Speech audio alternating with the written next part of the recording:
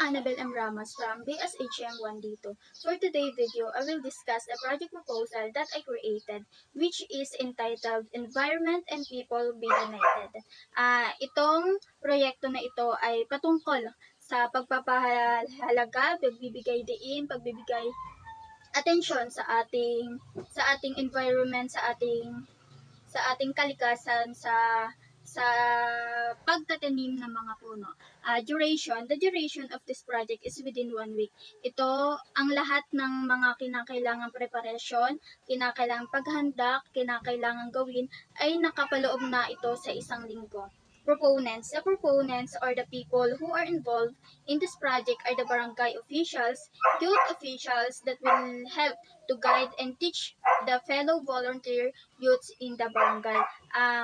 Ito ay sa pangunguna ko ay kasama ko dito ang mga barangay officials o mga youth officials na turuan, i-guide ang ating mga volunteers na youth na willing gumawa, willing na tumulong, willing na ipagamit ang kanilang mga oras, willing paggamit ang kanilang mga kakayahan para sa ating proyekto. Budgetary requirements. This project doesn't need a high amount of money or it just only requires a small amount of money as a budget requirements because the materials are very affordable and can be requires on donation. Itong proyekto na ito ay hindi kinakailangan ng malaking halaga sapagkat ang mga materyales, ang mga kinakailangang bilhin ay mabibili lamang sa maliit na halaga at pwede rin itong ma-acquires o makuha sa tulong ng mga donation, sa tulong ng pagbibigay gawa lamang. 5. Cooperating agency. The barangay officials and barangay youth officials. Sila ang mga kasama ko upang maging matagumpay itong proyektong ito. Sila ang inasahan ko na maisagawa itong proyektong ito. And project summary. Project background. This tree planting, environment, and people be united focuses to help and improve the wealth or resources of our environment and to become our youths be productive and to become caring, loving, and appreciative in our mother nature. This project was implemented to encourage our youth in a community to be productive and volunteers in environmental services or activities. This project involves and needed 100 pieces of trees as a present to conduct and implement this project that can be acquired in donation and purchase. This project was conducted in a place or community that are really needed an attention to improve and save our environment. B. Project objectives. General. 1.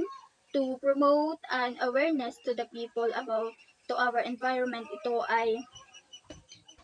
Sa proyektong ito ay magbibigay ng awareness hindi lamang sa tumutuon sa ating environment, kundi ito ay nagbibigay din ng kalinawan, ng knowledge sa ating mga kamamayan upang maging aware tayo sa ating environment, sa kalagayan, sa hinaharap na problema ng ating environment. And 2, to promote sustainability, the resources of our environment. Ito rin ay makakatulong na mapataas ang kalidad ng ating environment, ma-resource natin na muling mapadami ulit ang mga puno sa ating environment. And specific. 1. To encourage our youth to care our environment. 2. Gives awareness and knowledge why we should care our environment. 3. Show the importance of our environment in our life. 4. Gives knowledge and insight how important the healthy environment to us. And 5. How trees can protect us especially in disaster or calamities. Ang proyektong ito ay magbibigay sa atin ng madaming knowledge na kung bakit kinakailangan nating mapanatili ang yaman, ang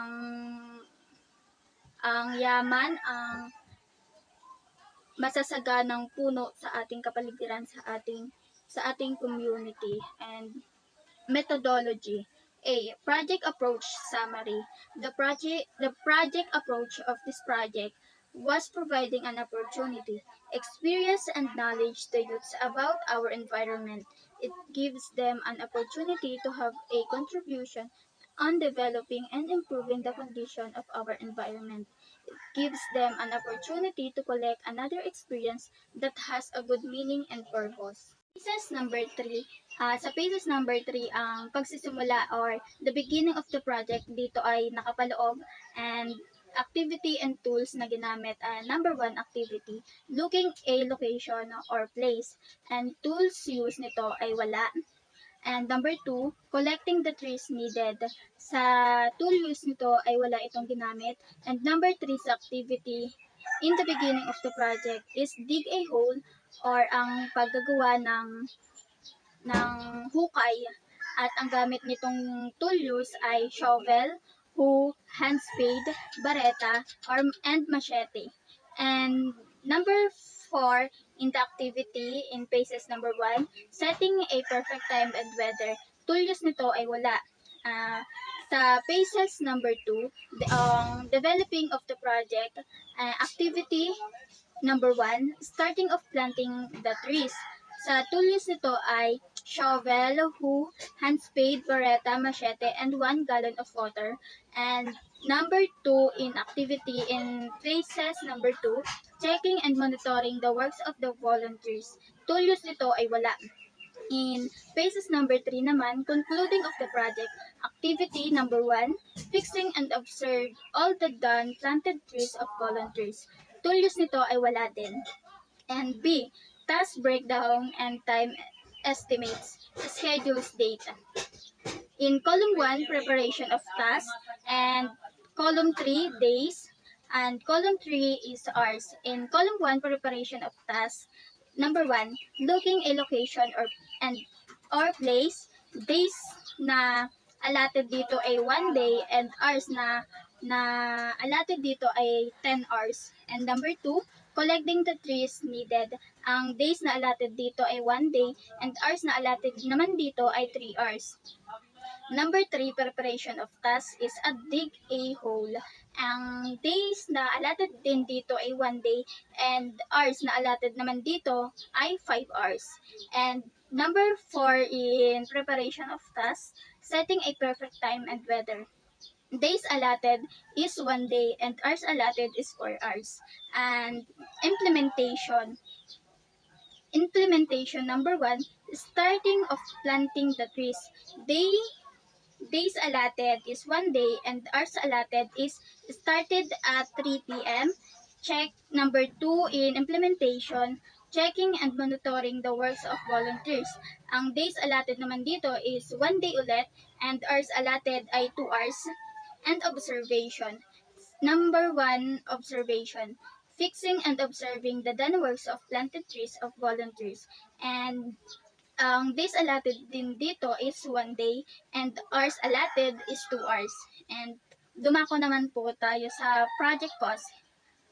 Object budget. And meron tayo ditong 5 columns, and ang nakapaloob sa first column is items, and the second column is purpose, and third column is needed, and fourth column is cost, and sa fifth columns is the estimated cost. Items number 1, trees. Ang purpose nito is planting a trees.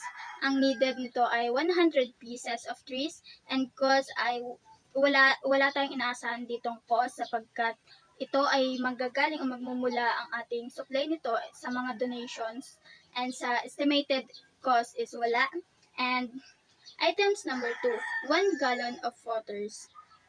Purpose, sprinkle after the planted trees, and needed nitong item ay 100 pieces. Ang cost nito ay wala, and estimated cost are wala din. Sa number 3 of items is snacks of volunteers. Purpose nito, snacks for volunteers, ito yung pang merienda, ito yung pagkain sa mga volunteers natin. And sa Column 3, needed. Ang needed na snacks natin, ang estimated nating needed is 15 sets and cost nito ay 30 pesos, 30 pesos per set, and estimated cost nito ay 450 pesos. And total expenses natin ay 450 pesos. And conclusion, the last part of our project proposal. This project of environment and people be united was concerning the relationship between people and environment. That people environment should be united to have a good, beautiful, and safe life. That people and environment has a very strong relationship with each other. People are needed the wealthy and healthy environment, while environment needed the people that will care, love, and treat well them.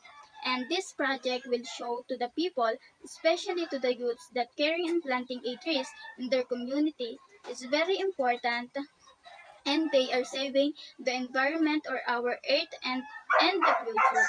This project is not just only planting a trees in their community, but it has a very deep meaning, and it was a very important action they do in their life. That in a simple way or actions and to their exert effort they gave in planting a trees is very meaningful and has a big contribution in our environment.